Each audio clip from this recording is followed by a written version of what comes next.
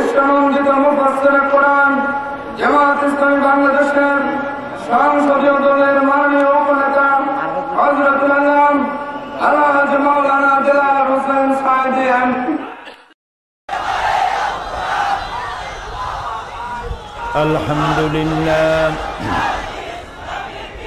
الحمد لله نحمده ونستعينه ونستغفره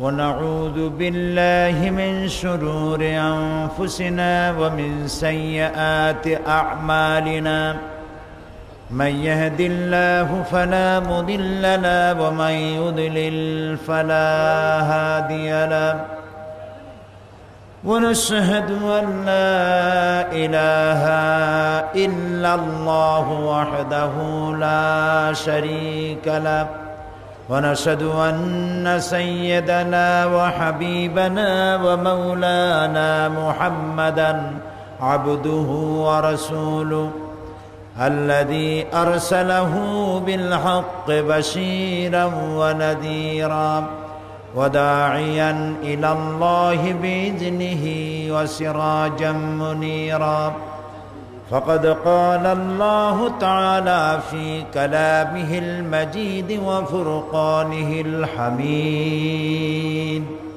أعوذ بالله من الشيطان الرجيم بسم الله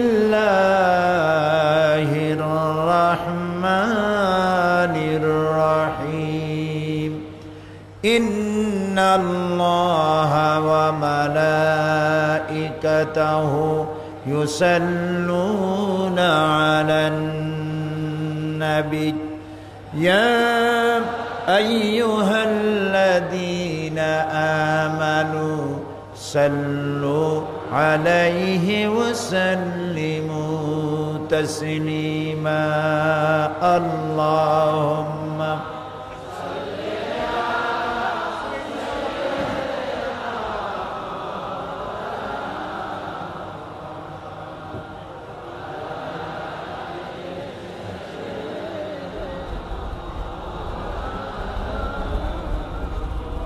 প্রাণ খুলে মোহব্বতের সাথে সবাই পড়েন আল্লাহুম্মা সাল্লি আলা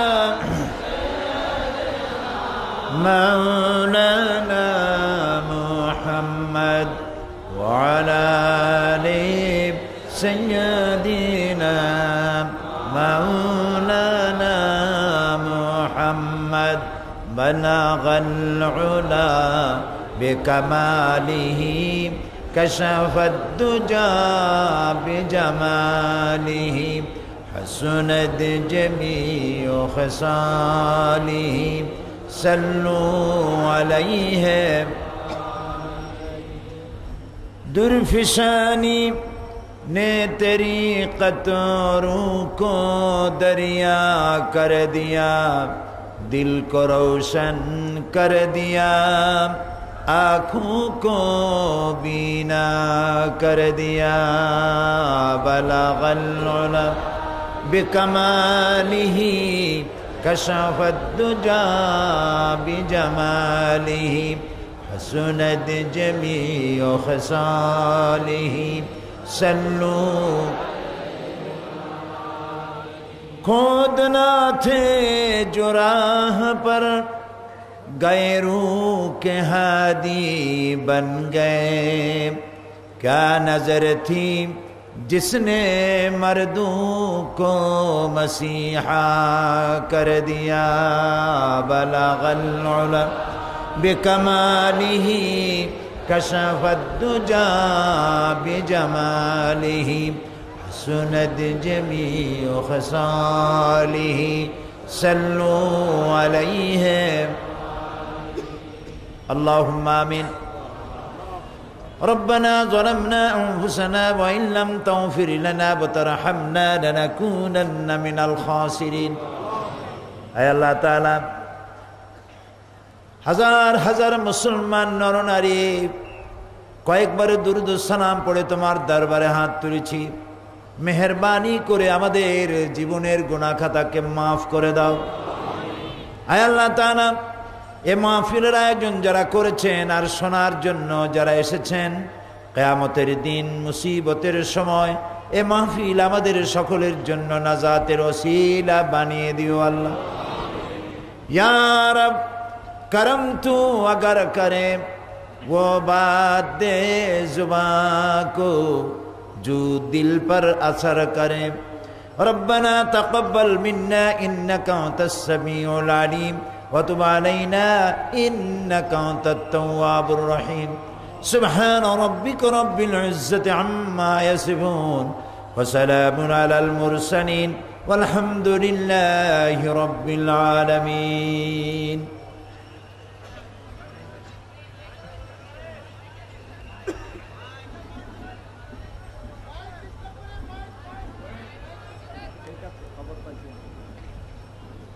সম্মানিত সভাপতি আল-আখ আল হাবিব আল মুহতারাম হযরতুল আল্লাম মাওলানা শামসুদ্দিন সাহেব হাফিজাহুল্লাহ, আজকের মাহফিলের বিশেষ অতিথি আন্তর্জাতিক খ্যাতিসম্পন্ন মুফাসসিরে কোরআন, তেজস্বী বক্তা হযরত মাওলানা ইমদাদুল হক সাহেব মাদ্দাজিল্লুহুল আলী। আজকের বিশেষ অতিথি চট্টগ্রাম ইন্টারন্যাশনাল ইসলামিক ইউনিভার্সিটির প্রো ভাইস চ্যান্সেলর, ইসলামী ব্যাংক বাংলাদেশ লিমিটেডের শরিয়া কাউন্সিলের সম্মানিত সদস্য সচিব, বিশিষ্ট শিক্ষাবিদ, অর্থনীতিবিদ জনাব ডক্টর আবু বকর রফিক সাহেব, হযরত মাওলানা মুমিনুল ইসলাম চৌধুরী সাহেব, হাজারাত উলামায়ে কেরাম, চট্টগ্রাম এবং বাংলাদেশের বিভিন্ন এলাকা থেকে আগত, পার্শ্ববর্তী দেশ থেকে আগত সম্মানিত ভাইয়েরা, পর্দার আড়ালের মা এবং বোনেরা, সুপ্রিয় সাংবাদিক বৃন্দ, আইন শৃঙ্খলায় নিয়োজিত বাহিনী, আসসালামু আলাইকুম ওয়া রাহমাতুল্লাহি ওয়া বারাকাতুহু।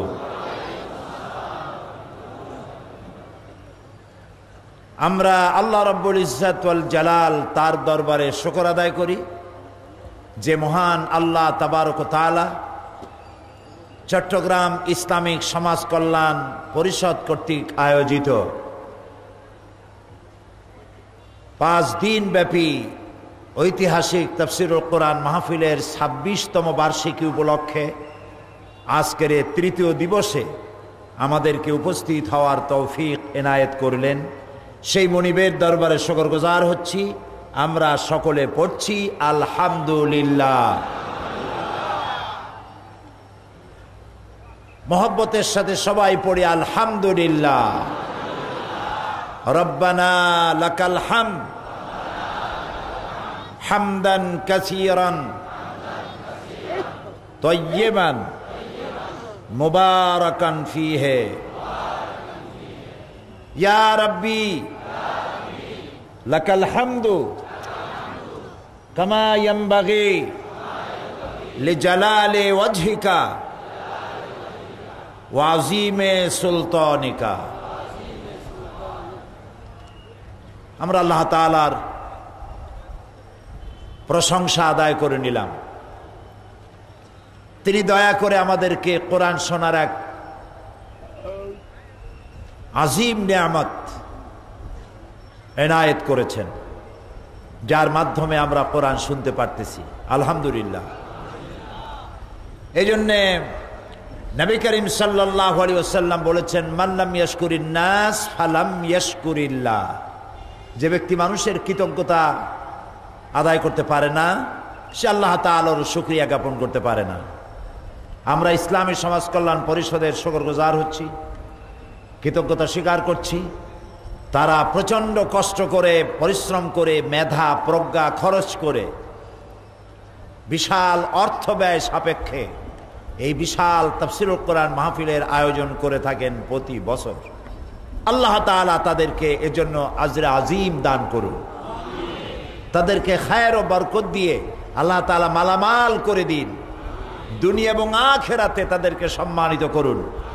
আমাদের সকলকে আল্লাহ রাব্বুল আলামিন কোরআনে কারীমের আহাল বানায় দিন, আমাদের কবরগুলিকে আল্লাহ তাআলা কোরআনের নূর দিয়ে ভরে দিন এবং কিয়ামতের দিনে কোরআনের সুপারিশ আল্লাহ তাআলা আমাদের নসিব করে দিন। প্রিয় ভাই সব, কোরআন এটি আসছে পৃথিবীর মানুষের জন্য হেদায়েতের গ্রন্থ হিসেবে এবং এর মাধ্যমে গোটা জাতিকে আল্লাহ তাআলা আল্লাহমুখী করতে চান। কারণ এই পৃথিবীকে কে সৃষ্টি করেছেন বলুন তো?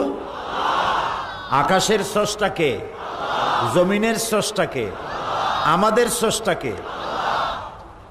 তো যিনি সৃষ্টি করেছেন তিনিই তো বুঝবেন যে এই মানুষগুলির উপকার কিসে হয়, কল্যাণ কিসে হয়। তিনি ছাড়া আর কেউ কি বুঝবেন? এই যে মানুষের কল্যাণের জন্য সমস্ত দল, অনেকগুলি দল একত্রিত হয়ে কত চেষ্টা করতেছে, সবারই চিন্তা মানুষের কল্যাণ করব। তো এই মানুষের কল্যাণ তো হয় না, যারা এই আন্দোলনগুলি করে কল্যাণ তাদেরই হয়। মানুষ যেই তিমিরে সেই তিমিরেই থাকে, ঠিক কিনা? সবাই জনগণের ভাষায় কথা বলে, জনগণ বরদাস্ত করবে না, এটা জনগণের স্বার্থেই বলছি। যেহেতু জনগণকে মিডিয়া হাইলাইট করে না, মিডিয়া হাইলাইট করে নেতাকে, কাজেই তারাই বাজিমাত করে সব জায়গায়। জনগণের মাথায় বড় বড় কাঁঠাল রাখে কোয়াগুলি খাইয়ে যায়, আর জনগণের মাথায় কাঁঠালের ছোবড়াটা পড়ে থাকে। সেই জন্য পৃথিবীর স্রষ্টা আল্লাহ, মানুষের স্রষ্টা আল্লাহ, কোন আইন হলে ভালো হবে এটা আল্লাহর চাইতে কেউ কি ভালো বুঝবে? বুঝবে? মায়ের চাইতে খালার দরদ বেশি হওয়া এটা কি ভালো লক্ষণ না কুলক্ষণ? এটা দারুণ কুলক্ষণ। তো আল্লাহ তাআলা মানুষের কল্যাণের জন্য কোরআন দিয়েছেন।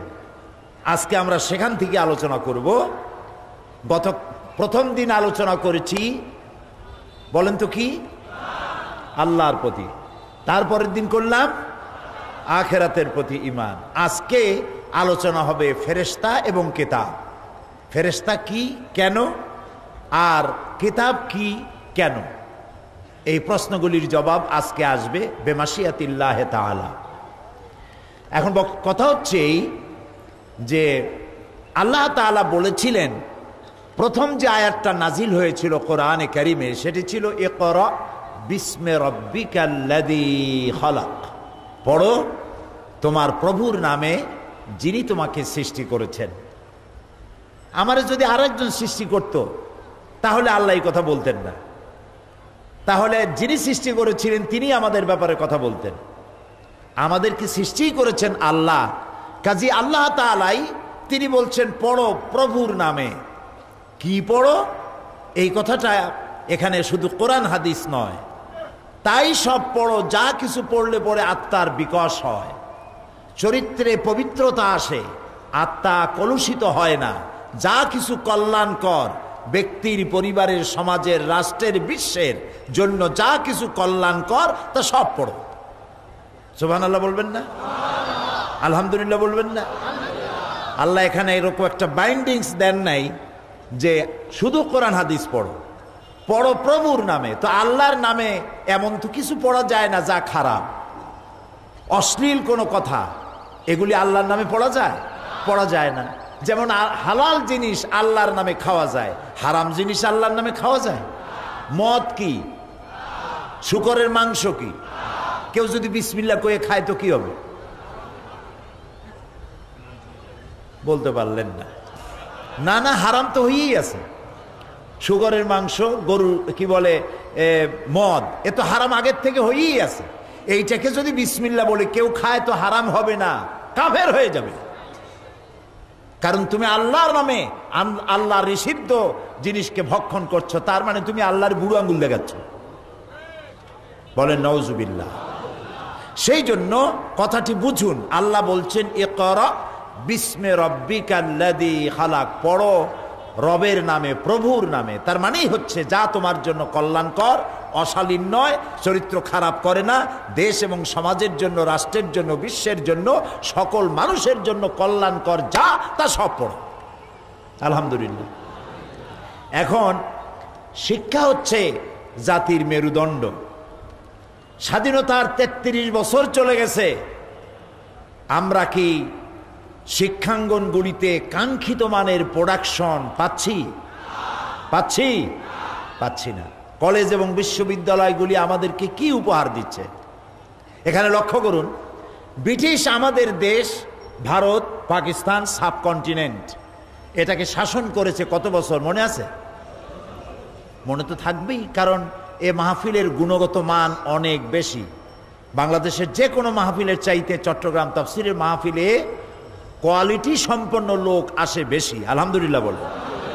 এখানে কলেজের শিক্ষক, বিশ্ববিদ্যালয়ের শিক্ষক, বিশ্ববিদ্যালয়ের ছাত্র, ইন্টারন্যাশনাল বিশ্ববিদ্যালয়ের ছাত্র, প্রফেসর, আইনজীবী, ইঞ্জিনিয়ার, নানা আলেম ওলামা, সব উচ্চ শিক্ষিত লোকদের বিশাল সমাবেশ হয় চট্টগ্রাম এই তাফসীরুল কোরআন মাহফিলে।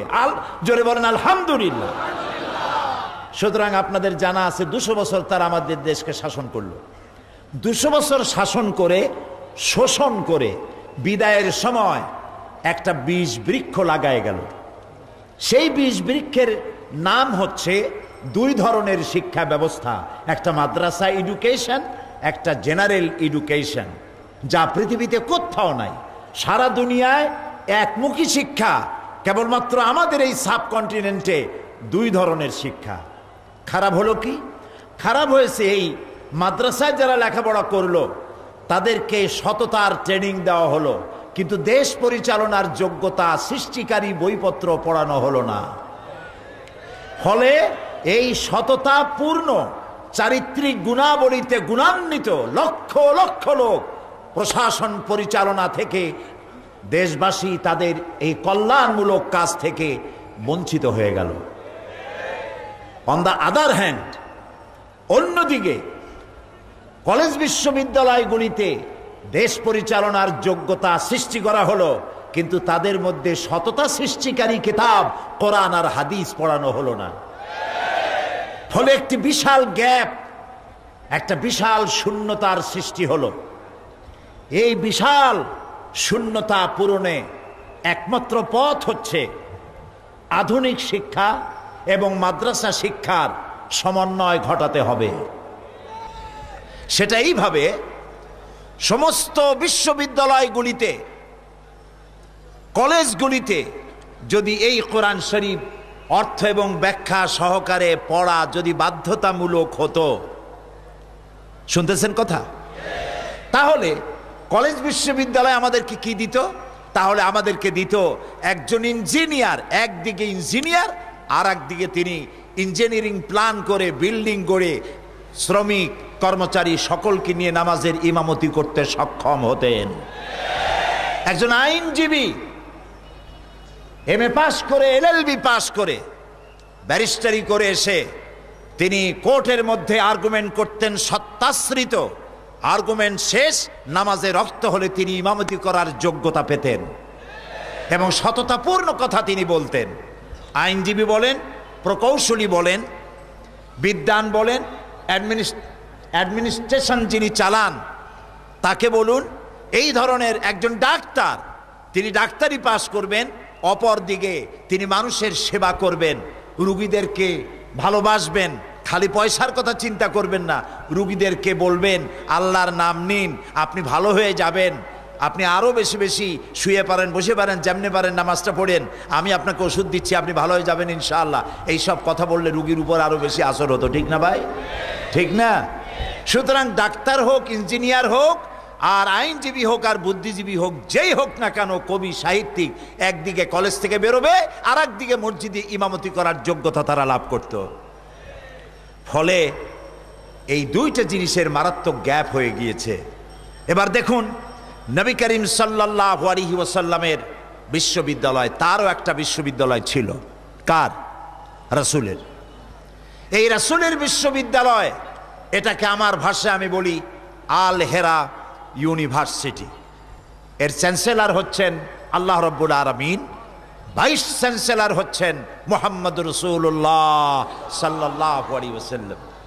ছাত্র দেখুন এই বিশ্ববিদ্যালয়ের, রাসূলের এই বিশ্ববিদ্যালয়ের ছাত্র আবু বকর, ওমর, উসমান, আলী, খাব্বাব, খুবাইব, আম্মার, সুমাইয়া, আব্দুল্লাহ ইবনে রাওয়াহা, জাবের, জুবায়ের, খালেদ, আবু মুসা আশআরী রিদওয়ানুল্লাহ তাআলা আলাইহিম আজমাইন।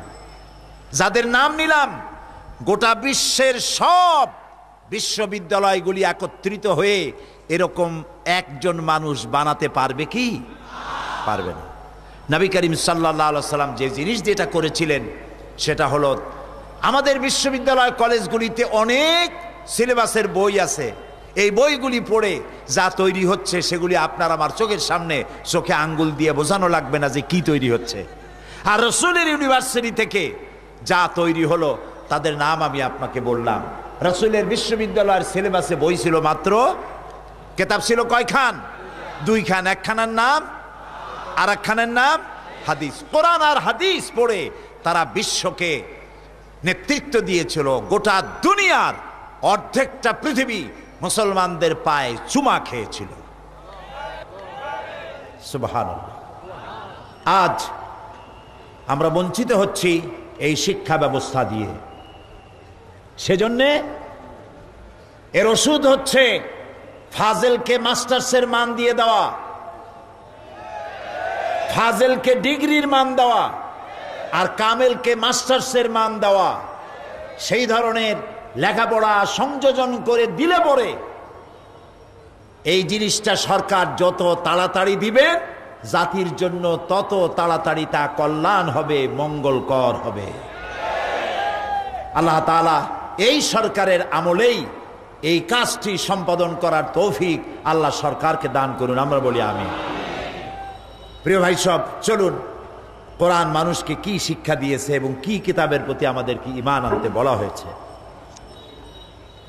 সুতরাং প্রতিদিনের মতো আসুন আমরা শয়তানের ওয়াসওয়াসা থেকে আল্লাহর কাছে পানাহ চেয়ে নেই।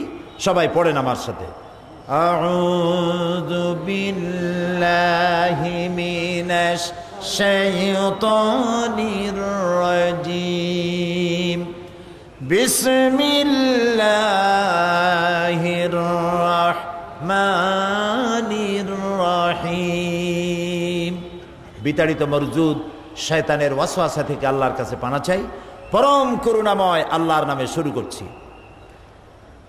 লাইসাল বিররা আন তুওয়াল্লু ওয়ুজুহাকুম কিবালাল মাশরিকি ওয়াল মাগরিবি ولكن البر من آمن بالله واليوم الآخر والملائكة والكتاب والنبيين صدق الله العظيم। একটি লম্বা আয়াতের একটি অংশ আমি তেলাওয়াত করেছি। এটি হলো সূরা বাকারার 2য় পারা 177 নম্বর আয়াত। মুখস্থ হয়ে গেছে, আলহামদুলিল্লাহ বলেন। আল্লাহ তাআলা এখানে বলছেন, লাইসাল বিররা আন তুওয়াল্লু ওয়ুজুহাকুম কিবালাল মাশরিক ওয়াল মাগরিব। পূর্ব দিকে আর পশ্চিম দিকে কতবার তুমি তোমার মুখ ঘুরালে, এটি এর ভিতরেই কল্যাণ নিহিত নয়।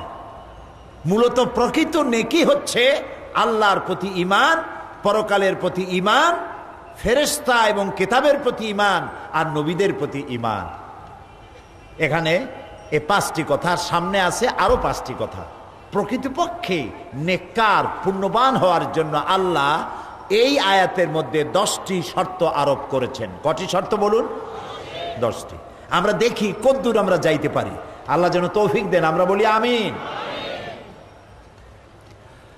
গত প্রথম দিনেই আলোচনা করেছিলাম আল্লাহর প্রতি ঈমানের কথা, আর গতকাল করেছি আখিরাতের উপরে ঈমানের কথা।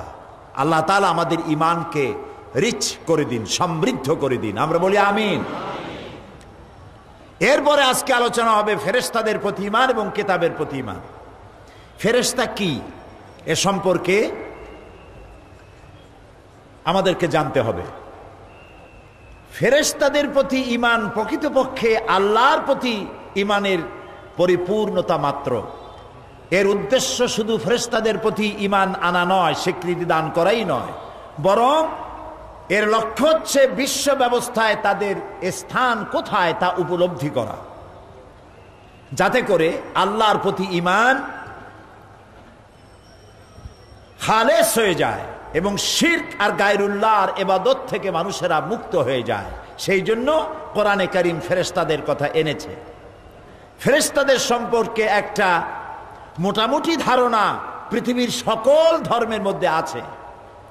কেউ বলে স্বর্গীয় দেবতা, কেউ বলে অ্যাঞ্জেল, কেউ বলে ফেরেশতা। তবে এই ধারণাগুলি বিকৃত অবস্থায় ছড়িয়ে আছে পৃথিবীর সব দিকে।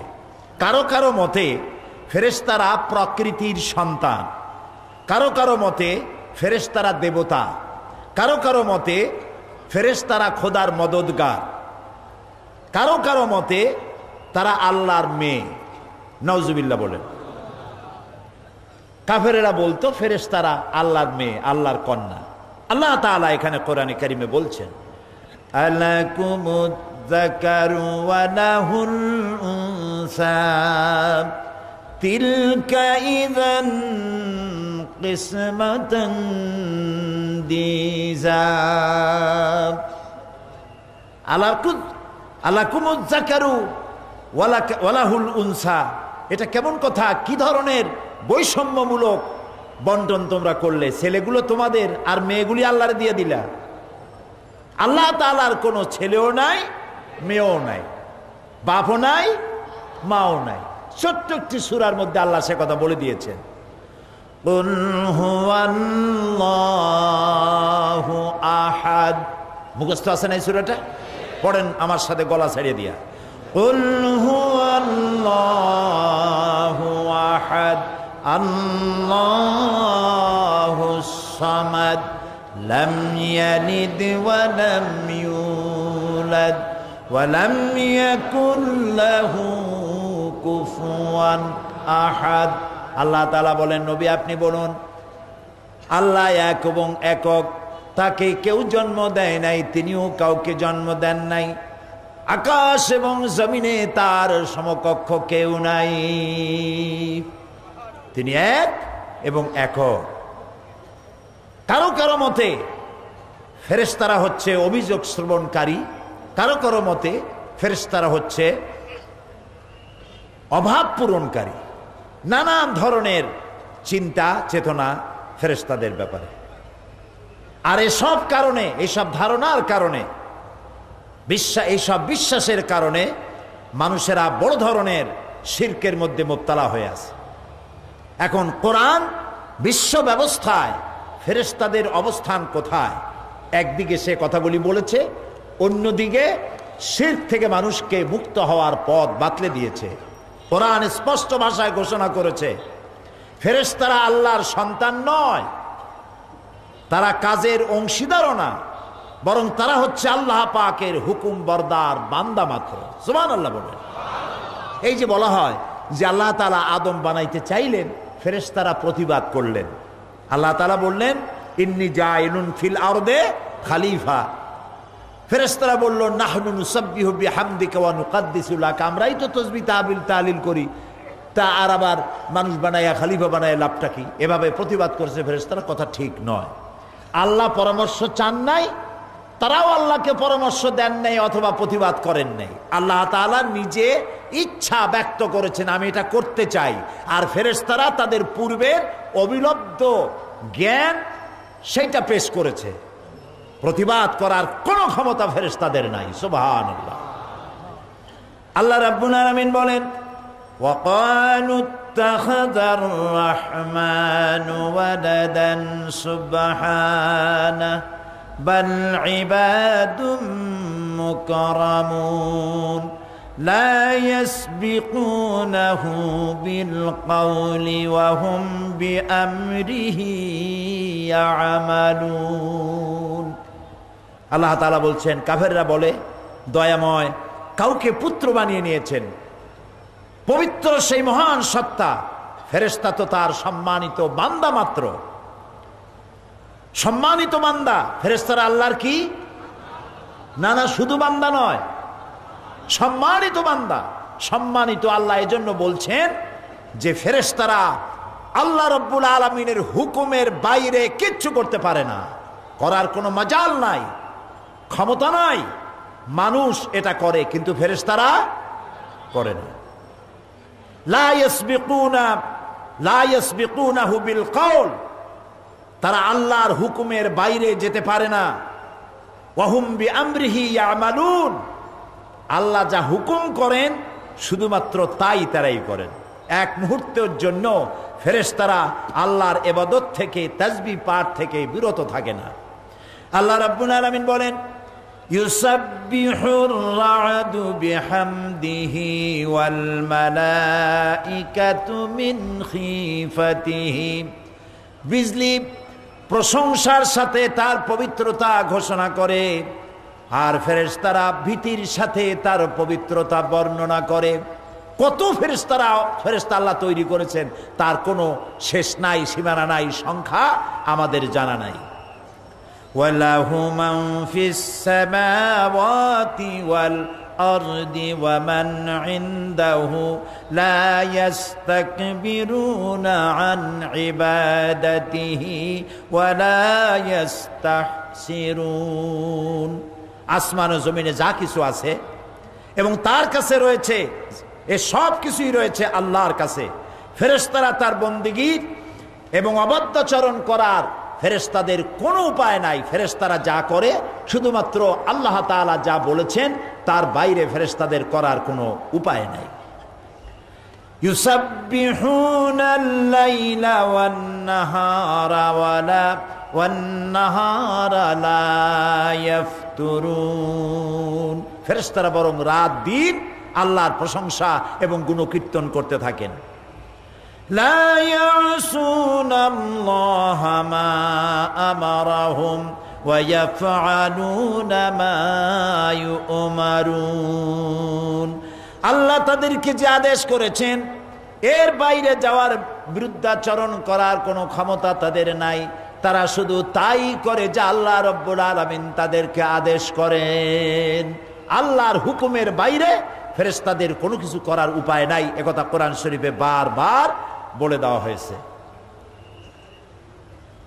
আমাদের সকলের সাথে দুজন সম্মানিত লেখক লাগিয়ে দেওয়া হয়েছে, কিরামান কাতিবিনা ইয়ালামুনা মা তাফআলুন। দুইজন সম্মানিত লেখক আমাদের সাথে লাগিয়ে দেওয়া হয়েছে ফেরেশতাদের মধ্য থেকে। তারা আমরা যা করি এ সব কিছু তারা দেখে, তারা লেখে, এবং আমরা যা করি সব তারা জানতে পারে, এবং তাদেরকে বিভ্রান্ত করার কোনো উপায় নাই। একদিকে ফেরেশতাদের কর্তব্য সম্পর্কে আল্লাহ তাআলা বললেন, অন্যদিকে এই ফেরেশতাদের আরো কাজ আছে। সে কাজটা হলো এই, আল্লাহ তাআলা এই ফেরেশতাদের মাধ্যমেই দুনিয়ার সব নবীদের কাছে তার বাণী বহন করে পাঠিয়ে দিয়েছেন। এক একজনের এক এক দল ফেরেশতার এক এক ধরনের কাজ আল্লাহ দিয়ে দিয়েছেন। যেই ফেরেশতা সমস্ত নবীদের কাছে আল্লাহর বাণী নিয়ে এসছেন তার নাম কি? আল্লাহ রাব্বুল আলামিন বলেন, ইন্নাহু লাকাউলু রাসূলিন কারীম। এটি হচ্ছে নিঃসন্দেহে এক সম্মানিত ফেরেশতার বর্ণনা। নবী করিম সাল্লাল্লাহু আলাইহি সাল্লাম মসজিদে হারামের মধ্যে নামাজ পড়তেছিলেন। হযরত ওমর তখনও কাফের ছিলেন। তিনি চিন্তা করলেন রাসূলকে মারার জন্য, বহু টাকার বিনিময় মারবেন, তাকে হেনস্থা করবেন, লাঞ্ছিত করবেন। এসে মসজিদে দাঁড়ায়ছেন, দেখতে পেলেন নবীজি নামাজ পড়ছে। তার ধারণা হলো এখন কিছু বলা ঠিক হবে না, আচ্ছা নামাজটা শেষ করুক, তারপরে আমি যা হয় করব। নবীজি নামাজ পড়ছেন, তেলাওয়াত করতেছেন। আল্লাহর নবীর তেলাওয়াত শুনতে পেয়ে হযরতে ওমর জীবনে এমন সুন্দর তেলাওয়াত আর তিনি কোনোদিন শোনেন নাই। তার মন বলল, মুহাম্মদ সাল্লাল্লাহু আলাইহি ওয়াসাল্লাম নিশ্চয়ই তাকে জেনারা এই কথাগুলি শিখায় দেয়, তা না হলে কথা পায় কোথায়? হযরত ওমর বলেন, আমি যখনই চিন্তা করেছি নবীজি এগুলি কোন জিন মুহাম্মদ সাল্লাল্লাহু আলাইহি সাল্লামকে এগুলি শিখায়, যখন চিন্তা করলাম তখন তিনি নামাজের মধ্যে জবাব দিলেন, যেন মনে হলো তিনি পড়লেন ইন্নাহু লাকাউলু রাসূলিন কারীম। না, এটা জিনের কথা নয়, এটি মহান পবিত্র ফেরেশতার বর্ণনা, যিনি বহন করে নিয়ে আসছেন। হযরতে ওমর চিন্তা করলেন, জিনের কথা নয় বুঝলাম, তাহলে মুহাম্মদ সাল্লাল্লাহু আলাইহি সাল্লাম কবি হয়ে গেছেন, নইলে এত সুন্দর করে মিলায় মিলায় বলেন কি করে? কোরআন শরীফে মিল না দারুন? আয়াতগুলির একটার সাথে আরেকটার অপূর্ব মিল। তার ধারণা হলো মুহাম্মদ সাল্লাল্লাহু আলাইহি সাল্লাম কবি হয়ে গেছেন। হযরত ওমর বলেন, আমি যখন এই চিন্তা করেছি অমনি নবীজি নামাজের ভেতরে আমার শেখতর জবাব দিয়ে দিলেন। তিনি পড়লেন ওমা হুয়া বিকাউলি শাইরিন কালিলাম মা তুমিনুন। না না না, এটা কোনো কবির কথা নয়, তোমরা খুব কমই বিশ্বাস স্থাপন করে থাকো।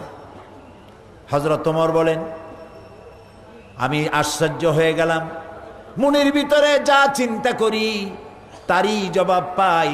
তাহলে তো মুহাম্মদ সাল্লাল্লাহু আলাইহি সাল্লাম মনের কথাও যখন বোঝেন, শুধু কবি নয়, নবী তো জাদুকর হয়ে গেছে, গণক হয়ে গেছে। মুহাম্মদ সাল্লাল্লাহু আলাইহি সাল্লাম গণক হয়ে গেছে, বলেন নাউজুবিল্লাহ। হযরত ওমর বলেন, আমি যখনই চিন্তা করেছি তিনি গণক হয়ে গেছেন, অমনি তিনি নামাজের ভেতরে আমার শেখতর জবাব দিয়ে দিলেন। তিনি পড়লেন ওয়ানা বিকাউলি কাহিনিন কালিলাম মা তাযাক্কারুন। না না না, এটা কোনো জাদুকরের কথা নয়, গণকের কথা নয়। হযরত ওমর বলছেন, আমার মনে হলো যেন আমার পায়ের তলা থেকে মাটি সরে যাচ্ছে, আমি যা বলি তার জবাব আসতেছে। নামাজের মধ্যে মনে মনে বলি আর তার জবাব আসে। তিনি চিন্তা করলেন, এটা জিনের কথা নয়, এটা কবির কথা নয়, এটা গণকের কথা নয়, তাহলে এটা কি? হযরত ওমর বলেন, আমি যখনই চিন্তা করলাম তবে এটা কি, অমনি নবীজি আমার শেখতর জবাব নামাজের মধ্যে দিয়ে দিলেন। তিনি পড়লেন তানজিলুম মির রাব্বিল আলামিন। এটা মহান আল্লাহ রাব্বুল আলামিনের নাজিলকৃত কিতাব। হযরত ওমর বলছেন, আমার মনে হচ্ছিল যেন ইসলাম, ঈমান তার শেকড় শুদ্ধ আমার কলজার মধ্যে গেড়ে বসতেছে। কিন্তু তখনও তার ঈমান আনার সময় হয় নাই, এই জন্য তিনি ঈমান আনতে পারেন নাই। প্রিয় ভাই সব, নবীর কাছে আদম আলাইহিস সালাম থেকে শুরু করে মুহাম্মদ সাল্লাল্লাহু আলাইহি ওয়াসাল্লাম পর্যন্ত সমস্ত নবীদের কাছে বাণী বহন করে নিয়ে আসছেন কে? আল্লাহ তাআলা বলেন ওয়া ইন্নাহু লাতানজিলু রাব্বিল আলামিন নাযালা বিহির রূহুল আমিন। নিঃসন্দেহে এটা রব্বুল আলামিনের অবতীর্ণ কিতাব, যা নিয়ে বিশ্বস্ত আত্মা অবতরণ করেছে, অর্থাৎ জিবরাইল আলাইহিস সালাম। আল্লাহ যেমন ভাবে দিছেন, জিবরাইল তেমন ভাবে আনছেন। একটি শব্দেরও, একটি অক্ষরও এদিক ওদিক হয় নাই। সুবহানাল্লাহ। দেখুন, এই কোরআন শরীফের মধ্যে কতগুলি সূরা? 114টা। প্রত্যেকটি সূরার শিরোনামে কি আছে? কয়টা সূরায় নাই? একটাই নাই। একটা সূরায় বিসমিল্লাহ নাই। কেন নাই? সেটা আল্লাহ রাব্বুল আলামিন ভালো জানেন। কোরআন নাজিলের বিশুদ্ধতা সম্পর্কে আরো অনেক প্রমাণ সামনে আমি দেব ইনশাআল্লাহ। এখানে একটা কথা বলে রাখি, কোরআন বিশুদ্ধতার এটাও একটা প্রমাণ। যেহেতু সূরা তাওবায় নাজিল, সূরা তাওবা নাজিলের সময় আল্লাহ বিসমিল্লাহ বলেন নাই। হযরতে জিবরাইল রসুলের কাছে নাজিল করার সময় বিসমিল্লাহ বলেন নাই, তাই সাহাবায়ে কেরাম যখন লিখেছেন বিসমিল্লাহ বাদ পড়ে গেছে। কিন্তু 19-এর এক কেরামতি আছে কোরআন শরীফের মধ্যে, ওয়া আলাইহা 19, 19-এর এক হিসাব আছে। সেই হিসাব আমি বোধহয় গত বছর না কবে বলছি, আজ বলার দরকার নেই। যেহেতু 114 হলে পরে 19 দিয়া ভাগ করা যায়, কিন্তু বিসমিল্লাহ তো 114টা সূরার একটা জায়গায় কম হয়ে গেল।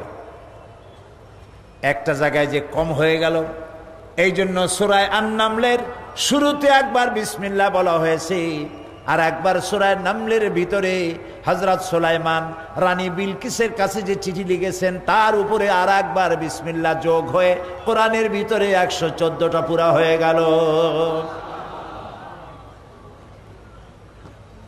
সুতরাং ফেরেশতাদের উপরে ঈমান আনতে হবে এভাবে, তারা আল্লাহর সম্মানিত কি বান্দা। মাশাআল্লাহ, মুখস্থ হয়ে গেছে। ফেরেশতারা আল্লাহর সম্মানিত বান্দা, এবং ফেরেশতাদের উপরে ঈমান আনা আমাদের জন্য ফরজ। ঈমান আনা কি?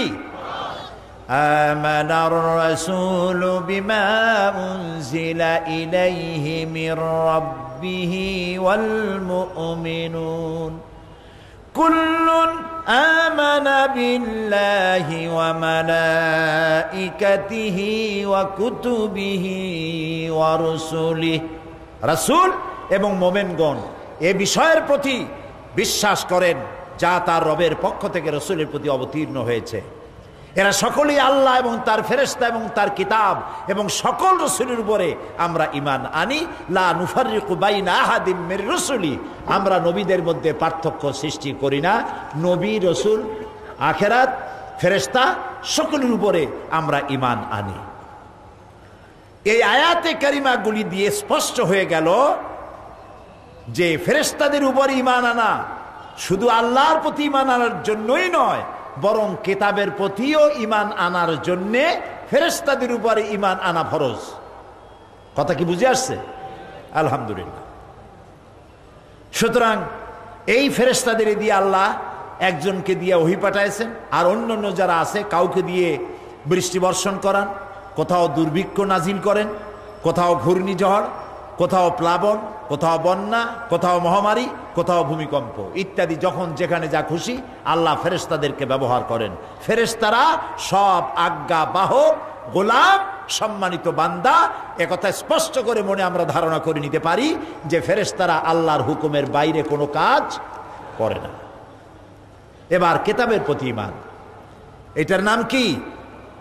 এটার নাম কোরআন। কিন্তু সেই সাথে এ কোরআনের অনেকগুলি নাম আছে। এক নাম হলো কিতাব, এর এক নাম হলো নূর, হুদা, শিফা, তানজিল, জিক্র। কোরআনে কারীমের বুরহান, অনেকগুলি নাম আল্লাহ নিজেই রেখেছেন। ইসলামের পরিভাষায় কিতাব বলতে বুঝায় এমন গ্রন্থকে যা মানুষের পথ নির্দেশের জন্য আল্লাহর তরফ থেকে রাসূলের কাছে নাজিল হয়, তাকে বলা হয় কিতাব। এ অর্থের প্রেক্ষিতে কিতাব হচ্ছে আল্লাহ তাআলার সেই মহান কিতাব যার ব্যাখ্যা বিশ্লেষণ করেছেন মুহাম্মদ রাসূলুল্লাহ সাল্লাল্লাহু আলাইহি ওয়াসাল্লাম। এটি ঐশী বাণী আল্লাহর পক্ষ থেকে নাজিল হয়েছে, এবং আল্লাহর হিকমত দেখুন, তিনি কিতাব দিয়েছেন আর নবী দিয়েছেন। কি দিয়েছেন বলেন? কিতাব আর নবী। যদি শুধু নবী আসতেন আর কিতাব না আসতো, তাহলে নবীদেরকে মানুষেরা আল্লাহ অথবা তার ছেলেবেলে বানায় ফেলতো, ঠিক না? ঈসা আলাইহিস সালামকে আল্লাহর ছেলে বানাইছে না? ওজায়েরকে আল্লাহর ছেলে বানাইছে না? এভাবে বানিয়ে ফেলতো। আবার যদি নবী না আসতো, শুধু কিতাব আসতো, তাহলে মাঝিহারা নৌকার মতো অবস্থা হতো। যে নৌকায় মাঝি নাই, ওইটা যদি কর্ণফুলিতে ছেড়ে দেন, কি অবস্থা হবে বলেন? কি অবস্থা হবে? একুলে ধাক্কা, ওকুলে ধাক্কা, দুই কোলে ধাক্কা খাইয়া পাতালপুরীর নেমন্তন্ন খাইতে যাওয়া লাগবে, ঠিক না ভাই? এজন্য আল্লাহ রাব্বুল আলামিন বান্দাদের উপরে ইহসান করেছেন। একদিকে দিয়েছেন কিতাব, আর কিতাব বোঝার জন্য দিয়েছেন নবী। সুবহানাল্লাহ। নবী না দিলে আমরা কিতাব বুঝতে পারতাম না। এই জন্য প্র্যাকটিক্যাল আর থিওরি দুইটা আলাদা জিনিস। বুঝাবার জন্য আমি বলি, র দন্তে স, গয়কার লয় লয় আকার কি হয় কন্ত? এখন একটা কাগজে আমি লিখে দিলাম র দন্তে স গয়কার লয় লয় আকার। এবার আপনারা এর উপরে চাটেন, মিষ্টি লাগবে? কেন লাগবে না? কারণ উপকরণ নাই। আচ্ছা, উপকরণ লিখে দিলাম দুধ, দুধের ছানা, চিনি এবং অন্যান্য যা যা লাগে রসগোল্লা বানাইতে, সব লাগাইয়া কাগজটারে গোল বানাই দিলাম। এখন খান, মজা লাগবে? লাগবে না। কেন লাগবে না? এটার নাম থিওরি। মজা লাগবে কখন? থিওরিকে প্র্যাকটিক্যালে আনতে হবে। দুধ কিনতে হবে, ছানা বানাইতে হবে, সেই ছানাগুলিকে গোল বানাইয়া ফর্মে এনে জাল দিতে হবে চিনির শিরায়, তারপরে উঠাইয়া এরপরে প্লেটে রাখবেন, চামচ দিয়ে কাটবেন, জিহ্বার মধ্যে দিবেন, ঢক ঢক করে গিলবেন। মজা লাগবে কিনা? মজা লাগবে। এই কোরআন শরীফ হলো কাগজে লেখা রসগোল্লার মতো। এটা থিওরি। এর প্র্যাকটিক্যাল যদি না হয় তাহলে কোরআন আমরা বুঝবো না। আল্লাহ রাব্বুল আলামিন গোটা বিশ্বের মানুষের প্রতি এই রহম এবং করুণা করেছেন। কোরআন মানুষের জন্য, মানুষ বুঝতে পারবে না বলে ব্যাখ্যা প্রয়োজন। সেই জন্য কোরআনের ব্যাখ্যা দেওয়ার জন্য আল্লাহ রাব্বুল আলামিন রাসূলের জীবনকে ব্যাখ্যা হিসাবে পেশ করেছেন। রাসূলের জীবন কোরআনের ব্যাখ্যা। সুবহানাল্লাহ বলেন। কোরআনের ব্যাখ্যা। হযরত আয়েশা সিদ্দিকা রাদিয়াল্লাহু তাআলা আনহাকে প্রশ্ন করা হয়েছে, হে রাসূল, হে মা আয়েশা, রাসূলুল্লাহর চরিত্র আখলাক সম্পর্কে আমাদেরকে কিছু শোনান। তিনি বলেছেন, কোরআন পড়ো নাই? তারা বলেছেন, হ্যাঁ কোরআন পড়েছো। কোরআন পড়েছো, তা আবার রাসূলের চরিত্র আমার কাছে জানতে আসার দরকারটা কি? কোরআনে কারীমের মধ্যে যা তোমরা তেলাওয়াত করেছো তার স্পষ্ট ব্যাখ্যা যদি দেখতে চাও, আল্লাহর নবীর জীবনের দিকে তাকায়া দেখো। নবী হচ্ছেন কোরআনের মুজাসসাম নমুনা। 30 পারা কোরআন শরীফে যা আছে, রাসূলের 23 বছরের নবুয়তের জীবনে তাই আছে। রাসূলের 23 বছরের জীবনে যা, 30 পারা কোরআন তাই। এ দুই কোরআন আর নবী, এ দুইয়ের মধ্যে কোনো পার্থক্য, কোনো ব্যবধান নাই। সুবহানাল্লাহ। এখন কোন দিকে যাবেন? কোন দিকে যাবেন? একদিকে নেতারা ডাকতেছে সমস্যার সমাধানের দিকে, আমাদের দিকে আসেন, আমরা অনেকগুলো একসাথে হয়েছি, আসেন আমার সাথে। আবার কেউ বলছে আমার দিকে আসে। এখন যাবেন কই? কোন দিকে যাবেন? নাজাত কোথায়? নাজাত কোথায়? নাজাত আল্লাহ এবং রাসূলের দিকে, কোরআনের দিকে। আর আল্লাহ তাআলা বলছেন, এই কিতাব দিয়ে আর হাদি দিয়ে আমি পাঠিয়েছি পৃথিবীর বুকে। ওয়ালিকুল্লি কওমিন হাদ, আমি প্রত্যেকটি জাতির জন্য একজন পথপ্রদর্শক পাঠিয়েছি। আল্লাহ তাআলা এরকম করেন নাই যে আমাদেরকে সৃষ্টি করে অন্ধকারে ছেড়ে দিয়েছেন যাতে আমরা পথ না পাই, এরকম না। আমাদের সৃষ্টিও করেছেন, নবীও দিয়েছেন, কিতাবও দিয়েছেন। আল্লাহ রাব্বুল আলামিন বলেন, ওয়াজআলনাহুম আইম্মাতান ইয়াহদুনা বিআমরিনা, আমি প্রত্যেক উম্মতের জন্য হাদি দিয়েছি, হেদায়েতকারী দিয়েছি, যিনি আমার হুকুমে জনগণকে পরিচালিত করবেন, এই দায়িত্ব দিয়েছি। এটি হচ্ছে একটা ইলম যা আল্লাহর পক্ষ থেকে আসে।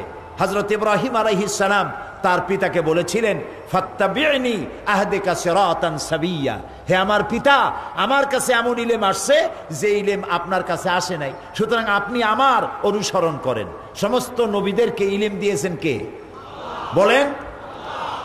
আল্লাহ তাআলা বলেন, ওয়ালাকাদ আতাইনা লুকমানাল হিকমা, আমি লোকমানকে জ্ঞান দান করেছি। ওয়ালাকাদ আতাইনা দাউদা ওয়া সুলাইমানা ইলমা, আমি দাউদ আর সুলাইমানকে জ্ঞান দান করেছি। সমস্ত নবীদেরকে আল্লাহ তাআলা জ্ঞান দান করেছেন। নবীরা দেশ পরিচালনা করেছেন, আর তাই জনগণ সুখী হয়েছে, সমৃদ্ধশালী হয়েছে। কোরআন আমরা ছেড়েছি, তাই কপাল পুড়েছে। এই কথা ঠিক কিনা? এই কথা ঠিক কিনা?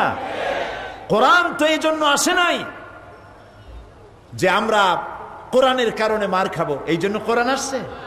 আল্লাহ রাব্বুল আলামিন সূরা তাহার মধ্যে বলেছেন, তাহা মা আনজালনা আলাইকাল কুরআনা লিতাশকা। নবী হে, কোরআন আমি আপনার উপর এই জন্য নাজিল করি নাই যে কোরআন আপনাকে হতভাগ্য বানায় দেবে। কোরআন তো সৌভাগ্য বানাতে এসেছে আপনাদেরকে, হতভাগ্য হবেন এর জন্য তো কোরআন পাঠাই নাই। আজ যদি আমি প্রশ্ন করি পৃথিবীর মধ্যে সব থেকে বেশি মার খায় কারা, কি জবাব দেবেন? পৃথিবীতে সব থেকে কারা মার খায়? সব থেকে না খেয়ে থাকে কারা? সব থেকে স্বাধীনতা হারাইয়া, বাড়িঘর হারাইয়া এতিমের মতো ঘুরে ফিরে বেড়ায় কারা? এই মুসলমানেরা। কোরআনকে এই জন্য আসছিল। কোরআন এসেছিল পৃথিবীর মানুষকে শান্তি দেওয়ার জন্য, স্বস্তি দেওয়ার জন্য। আর বলা হয়েছিল এই কোরআন নাজিল করেছি এই জন্য যে একে তোমরা অনুসরণ করে চলবে। আল্লাহ তাআলা বলেন, قد جاءكم من الله نور وكتاب مبين। আমি আল্লাহর পক্ষ থেকে এসেছে তোমাদের জন্য আলো, আর এসেছে স্পষ্ট কিতাব। দুইটা জিনিস দিলাম, বলেন তো কয়টা? একটা হলো কিতাব, আর একটা দিয়েছি নূর। এই নূর কি? নবী করিম সাল্লাল্লাহু আলাইহি ওয়াসাল্লাম। কিতাব দিলাম, নূর দিলাম, আলো দিলাম। এই আলো দিলাম কেন? এই জন্য দিয়েছি যে পৃথিবীর মানুষেরা হচ্ছে সব থেকে বেশি দুর্বল। যদি আমি প্রশ্ন করি পৃথিবীতে আল্লাহ যা সৃষ্টি করেছেন এর মধ্যে দুর্বল কারা, কি জবাব দেবেন? পারবেন না হয়তো, এখনই ইখতিলাফ হয়ে গেছে ভিতরে। পৃথিবীর মধ্যে সব থেকে দুর্বল সৃষ্টি আল্লাহ তাআলার মানুষ।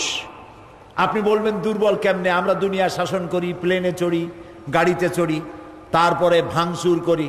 আমাদের দাবি মানতে হবে, নইলে ঠ্যাং ভেঙে দেব। এত শক্তি আপনার হতে পারে, কিন্তু আপনি সব থেকে বেশি দুর্বল। কিভাবে? এই পৃথিবীতে প্রত্যেকটা প্রাণীকে আত্মরক্ষার হাতিয়ার আল্লাহ দিয়েছেন, কিন্তু মানুষের কাছে আত্মরক্ষার হাতিয়ার ওরকম নাই। হাতির কাছে আছে শুঁড়, গরুর কাছে আছে শিং, বাঘের কাছে আছে মোটা মোটা দাঁত, আর হাত পায়ের মধ্যে বড় বড় নখ।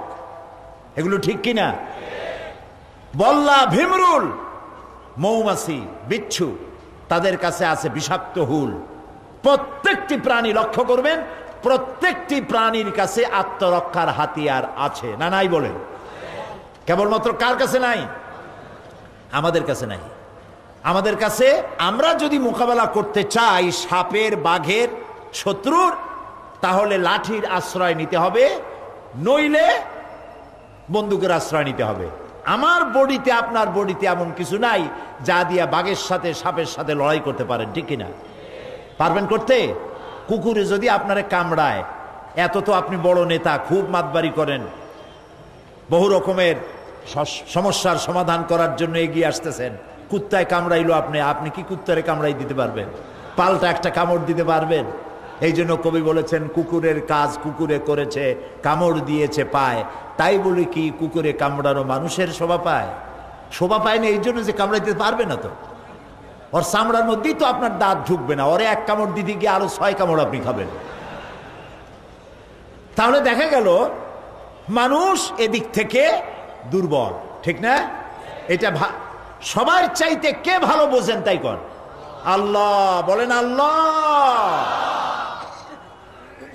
মানুষ আত্মরক্ষার হাতিয়ার হিসাবে কিছু পায় নাই, এমনকি সে চোখ দিয়া কিছু দেখতেও পারে না আলোর সাহায্য ছাড়া। আলো না থাকলে অন্ধকারে কিছুই সে দেখতে পায় না, নিজের শরীরও দেখে না। এই জন্য রব্বুল আলামিন এমন একটি হাতিয়ার মানুষকে দিয়ে দিয়েছেন, সেই হাতিয়ারের সামনে তামাম দুনিয়া কাবু হয়ে গেছে। নাম কি সেই হাতিয়ারের? জ্ঞান। হাতিয়ারের নাম জ্ঞান। এই জ্ঞান দিয়ে হাতি, ভল্লুক, বাঘ, সিংহ ধরে তারপরে খেলা দেখাইয়া এরপরে পেট ভরে খায়। এই জ্ঞান দিয়ে পাখিকে পিছনে ফেলে রকেটে চড়ে দুনিয়ার এক প্রান্ত থেকে আর এক প্রান্তে চলে যায়। এই জ্ঞান দিয়েই সমুদ্রে মাছের সাথে প্রতিযোগিতা করে সাবমেরিন দিয়ে কোথার মাছ কোথায় পড়ে থাকে